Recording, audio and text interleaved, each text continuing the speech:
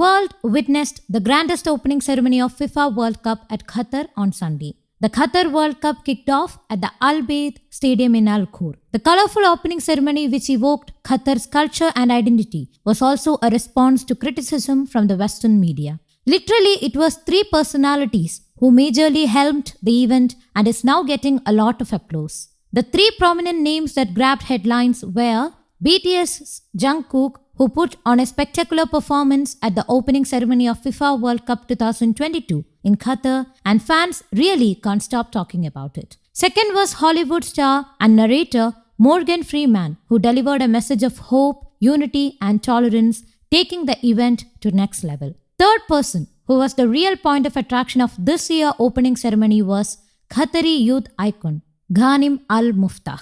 Ghanim Al Muftah, one of the ambassadors of FIFA World Cup this year, is much popular as a YouTuber and a driving force of youth and social media users across the world. He has more than 30 million followers on Instagram alone. He is a big little man who won hearts of millions of people yesterday on stage and through live telecast. The audience received the message shared by the big little man, who came in all Arabic attires with loud applause. Hollywood icon Morgan Freeman walked through one part of the stage during the performance, and from the opposite side came Ghanim Al Muftah.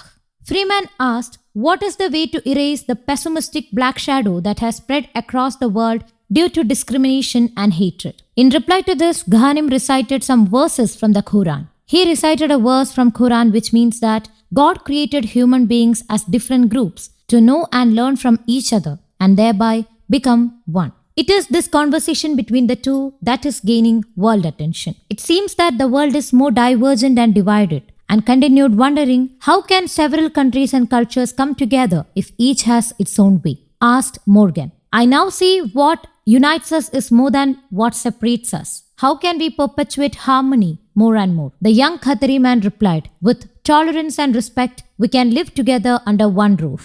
Ghanim Al Muftah turned to Morgan, who stood up to tell him, "You are welcome in this tent and everyone is welcome." Thereby, Ghanim Al Muftah welcomed everyone to Qatar for witnessing the FIFA World Cup.